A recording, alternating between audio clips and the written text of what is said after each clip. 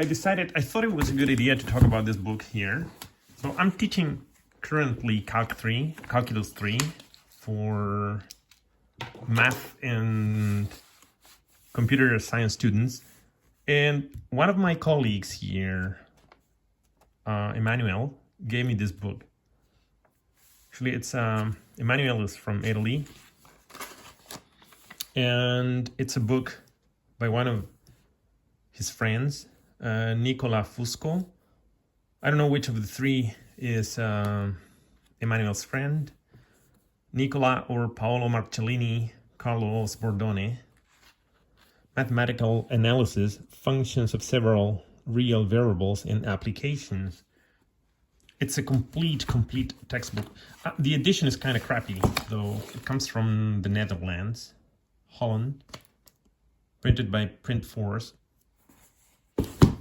It's kind of crappy, bad quality, but hey, it's enough. 2022, so it's 2 years old. They start with the concept of pointwise and uniform convergence. What they call here the first theorem on uniform convergence. Theorems on interchanging limits and integrals. Series of functions, power series, Taylor series, Fourier series as well. And there's a little appendix here. The Arzela-Ascoli theorem. It's a super important theorem in analysis. And it's got to do with the uniform convergence across sequences of functions, actually. Yeah, the Weierstrass approximation theorem. And then section 2 here, metric spaces and Banach spaces. Metric spaces, sequences in a metric space, continuous functions, vector spaces, linear maps, the dual of Rn, completeness of Banach spaces, stuff like that. Then section 3 here, functions of several variables. This is what I'm teaching now. Roundup of topology, limits on continuity, partial derivatives, higher derivatives, Schwarz theorem. So the Schwarz theorem, actually, see, when you have a function of, like, let's say 2 coordinates, u equal u of x and y, like, let's assume that it's, let's say, differentiable on a certain open set here, okay? So d2u dx2, all right? There's no reason for the second derivative, the second partial mixed derivative here to be equal to the second partial derivative of u dy dx. So on the left, you're taking first the y derivative, partial derivative, and then the x derivative. You apply, this is the same as d dx of du dy, okay? Whereas on the other side, this is d dy of du dx, okay? So it's the y derivative of the x derivative of u. There's no reason for these two things to be the same, okay? In general. So the condition that they need to satisfy is actually that along each direction they be the second derivative be a continuous function and along each direction. That's called the Schwarz theorem, and that's the content of section 3.4, initial value problems and stuff like that. And then the theory of linear differential equations. This is super nice. See, a linear ordinary differential equation is an expression of the form, let's say, coefficient an of x, nth derivative of y plus a coefficient here, na minus 1, y n minus 1 derivatives, all the way down to, excuse me, a1 of x y prime plus a naught of x equal g of x. So g of x is the right-hand side. So there's a theorem that says this is called a linear ODE of order n, okay? Linear ODE, ordinary differential equation, linear ordinary differential equation of order n. And you can always write such an equation as a system. A is a matrix, okay? And then you can replace here each derivative by a new variable. So u1, u2, un. Okay, so the n derivatives. And there's a technical way to do that, but I'm not gonna mess with that stuff now. I just want to give you the idea, okay? Each variable here, u1, un, represents a derivative. So you can always put the system into this form. So let's say this is the vector u, okay? U derivative. So you have a system au equal u prime. Okay, so this is called a linear system of equations. I think if you were my student, my former student, I think you might have taken differential equations with me and you know what I'm talking about. Okay? Because we did cover this stuff. So it's a super nice topic, actually. The book by Kreisig has a beautiful exposition on that stuff as well. Like I said, I'm not home now, so I don't have my books here, but check out my previous videos. You will come across the review that I did about the book by Kreisig. Euler equations with constant coefficients, and I think they do have here the method. This is it. The method of variation of parameters, and that's it. And then section 6 here. Let me zoom in a little more. Curves and integrals along curves. I'm teaching this stuff exactly right now. So orientation of curves. When is a curve orientable?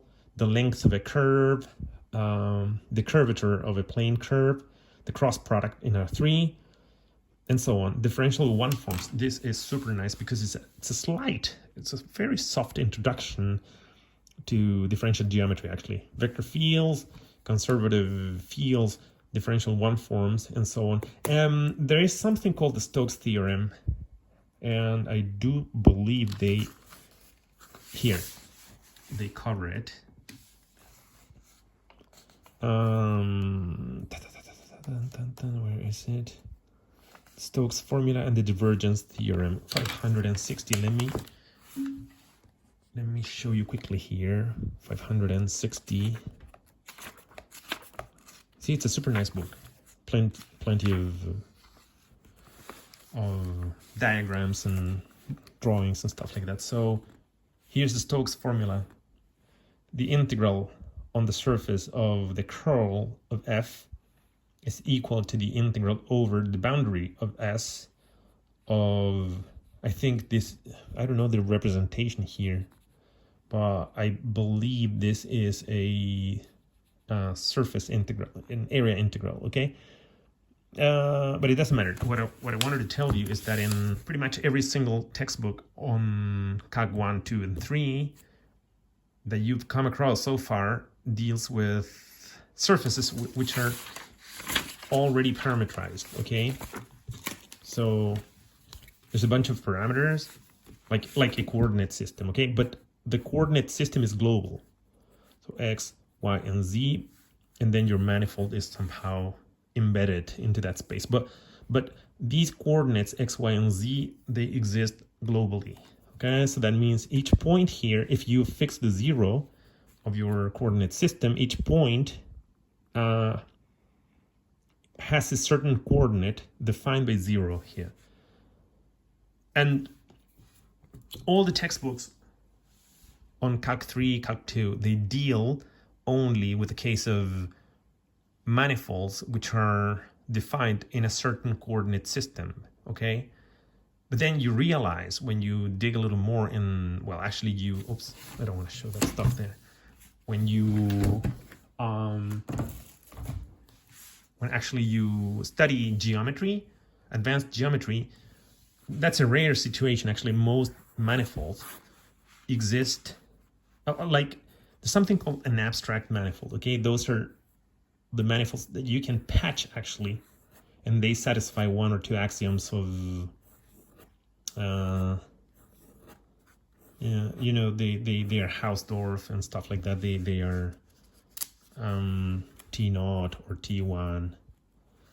But in general, you don't have a global coordinate system. I mean, that is exactly the problem in general relativity. Sometimes you don't have like this, a zero, a global zero. Okay, so what do you do? Well, you have to resort to the geometry, the local geometry. Okay, so a manifold by definition is locally at every point, it's locally like Rn.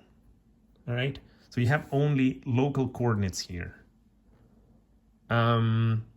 So the Stokes theorem you see in this textbook actually deals, I mean, it's related actually to global coordinates, okay? But there's a version of Stokes theorem, which is the most general version of Stokes theorem, that says, look, the integral over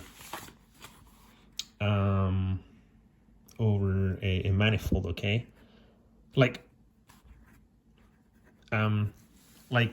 in like rough terms, okay, over a manifold of the derivative, actually not the derivative, this is the differential of the form, okay, d omega is actually equal to the integral over the boundary of the manifold of the same differential form. Okay, this is Stokes theorem in its most general form.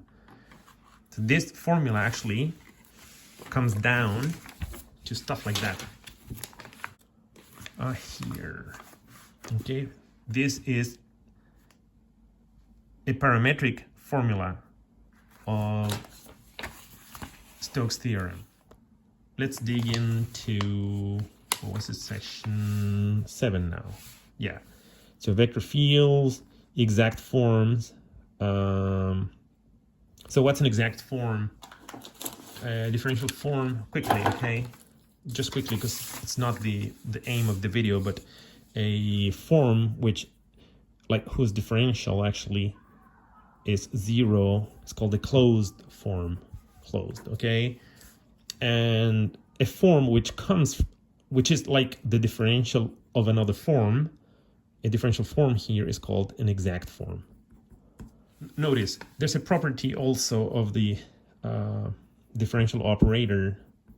I think this is called Poincaré's theorem or something like that. But anyway, the d of d is always equal to 0. D squared is always equal to 0. Okay, so that means that any exact form, see, any exact form is necessarily closed, because if a form is exact, all right, so if a form comes from another differential form, then obviously d omega is d squared alpha, and this is 0 because of this theorem, okay? So every exact form must be closed.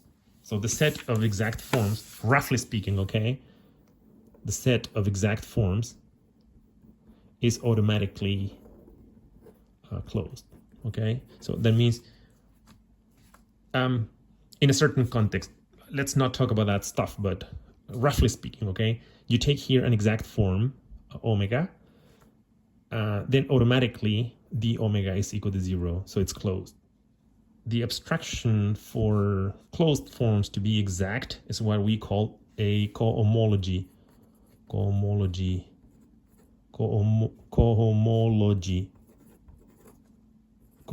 group, okay? Cohomology groups, right? And it's a beautiful topic. This belongs actually to the realm of algebraic geometry. I'm not going to talk about that stuff. But anyway, this is the abstract framework, the setting. Whereas in the textbook, we have the parametric setting, okay? So we have coordinates here because we're always working in R3. In an abstract setting, see, when you try to measure the cohomology of a manifold, we are actually in the abstract setting where the manifold is not necessarily embedded in any Rn, any Euclidean space, okay? But we always have locally, at least local coordinates which look like Rn, all right? So we can do mathematics here. I mean, what kind of mathematics? Well, this kind of mathematics. Piano Jordan measurable subsets of Rn, the Riemann integral, and so on. And here, number 9, the Lebesgue integral. The theory of LP spaces, surface and surface integrals, the area of a surface, like I said, Stokes' formula, and the divergence theorem is right here. The implicit function theorem for equations for dynamical systems there. Local and global invertibility, and then Lagrange multipliers, singular points of a plane curve and stuff like that. And then a little bit about manifolds in our N and K forms. I believe the determinant is involved here because I see here alternating forms. Yep. Super cool. Look, they begin actually by, they start the textbook with the notion of pointwise and uniform convergence. The idea is to study exactly when it is possible to exchange, let's say, the integral and the limit. So the limit of the integral becomes the integral of the limit. There are certain conditions for that to happen. And here it is, theorem. If fk is a sequence of continuous functions that converges uniformly to a function f on AB, then you can actually exchange the limit and the integral. Okay, here's the proof. That's well known. Same thing for the derivative. Limit of the derivative, derivative of the limit. There's the proof there. And that's it. Series of functions. I love series. People tend to hate the theory of series actually, but think about this. Every function which is like, say, differentiable is like an infinite polynomial. It's actually an infinite polynomial. That's amazing. It's a super strong theorem, so they're important. What else we got here? There's a lot of material. Weierstrass approximation theorem. I wanted to check the Ascoli-Ascoli theorem. Actually, it's super beautiful. It's like, look at the theorem. It's a beautiful theorem. Every sequence fk of uniformly bounded and equicontinuous functions on the closed and bounded interval AB admits a uniformly convergent subsequence. So actually, one of the conditions here is equicontinuity. Here's the definition. So the sequence is equicontinuous if for every epsilon there's a delta such that if x minus y is less than delta, for every x and y, then the difference between fk of x and fky is less than epsilon. But this happens for every k, okay? So the same epsilon works well for every k. That's why we use this word here, equicontinuous. All right, so this is the typical notion of continuity, but there's one additional ingredient here, and that's the continuity happens for the same epsilon and for every k, for every element of the sequence. It's a beautiful theorem in analysis, actually, and super useful for people who do applied analysis, optimization, and stuff like that. Weierstrass approximation theorem, and I think this is the end of the first chapter, if I'm not, yes, mistaken. This is metric spaces and Banach spaces. Oops. See, the quality is horrible. It's just crap. Directional derivatives, this is exactly what I'm teaching currently. Nice pictures here, diagrams. What's this? vector valued functions, chain rule for the differential of a composite map. There's a little appendix here about convex functions. This is the Jensen inequality. All right, so it's as follows: f of the sum of tixi over the sum of the ti's, where the ti's are non-negative real numbers, is always less than the sum of the ti times f of xi divided by the sum of the ti's. It's kind of, you can sort of squeeze here f in the bracket, and then f will jump in, and you get the inequality. The maximum principle for harmonic functions. A harmonic function is a function satisfying Laplacian equal to 0, okay? It's sort of delta triangle, u equal to 0.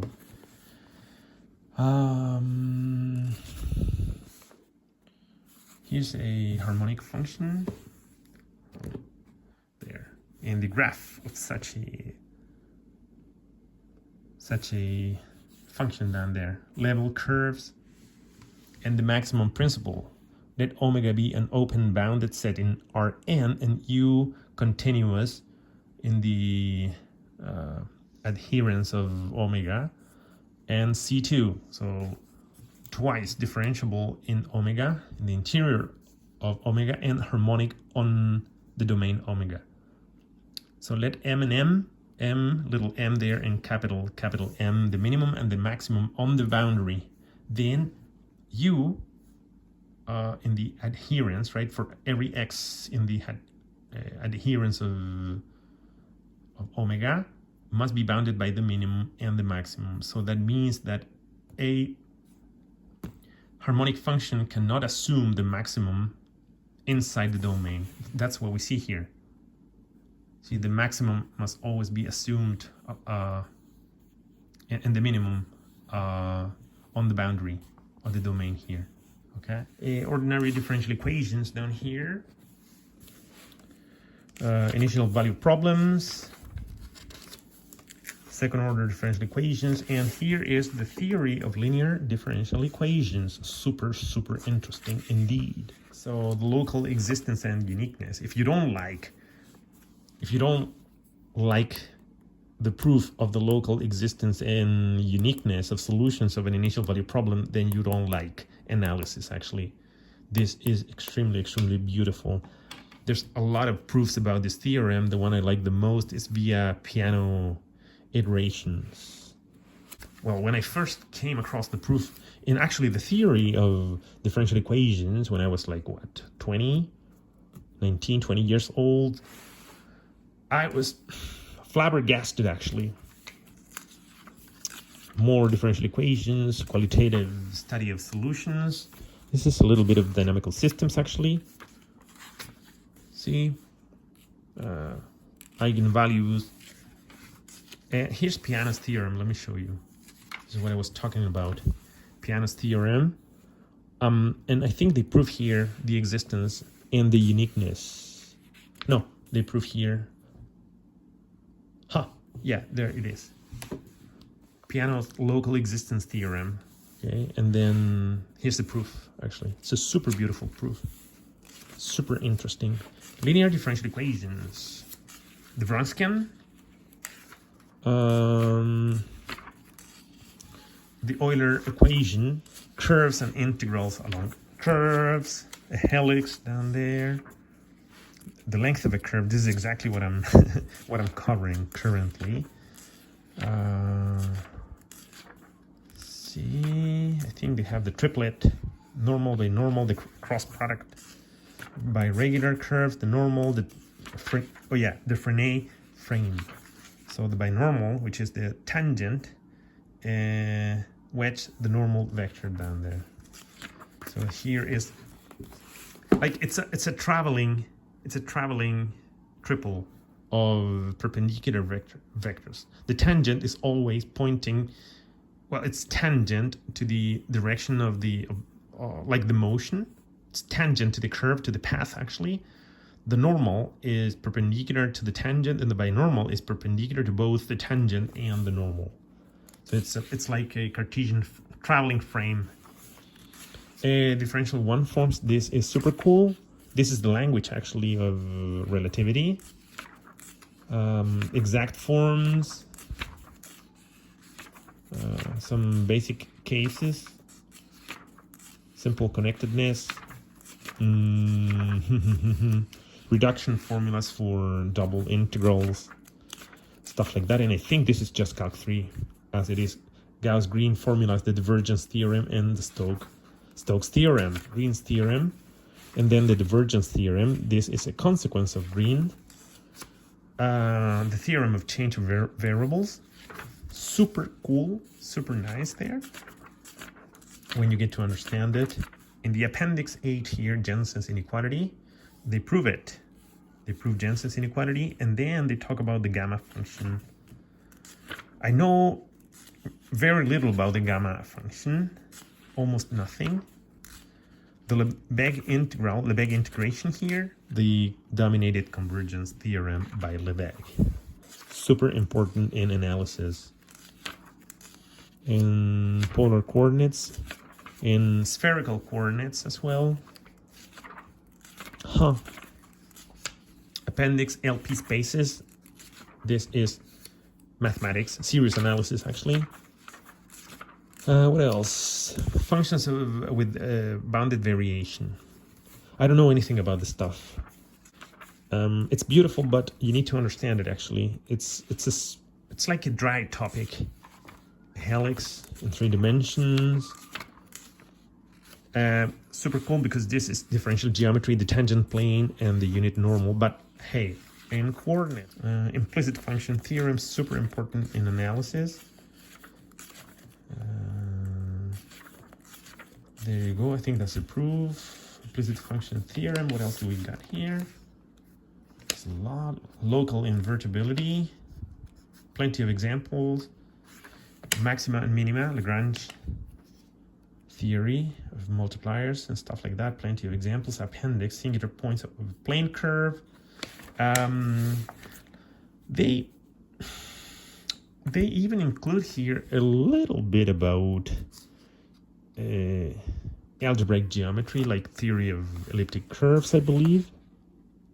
Yeah, they do. This is a super complete textbook.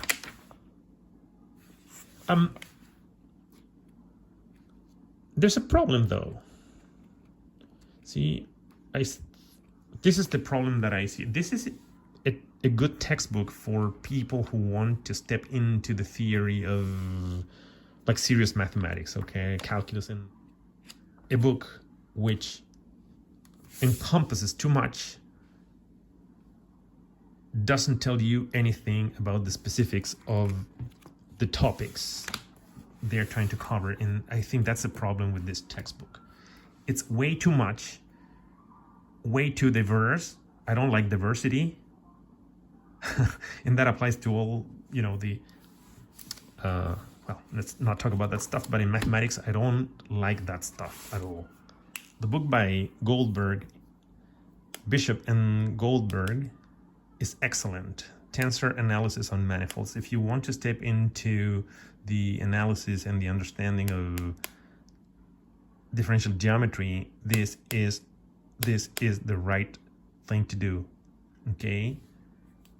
Though this one right here is good for, let's say, undergraduate students. It's not a serious textbook on differential geometry at all. Okay. Like I said before, everything here is about coordinates, global coordinates, right? And in math, most of the time, the majority of the time, we don't have global coordinates. At the undergraduate level, for sure, this is the right text for you. This is the right book for you. Okay, I'm gonna close the video here. Thanks so much for watching, and I will see you in the next one.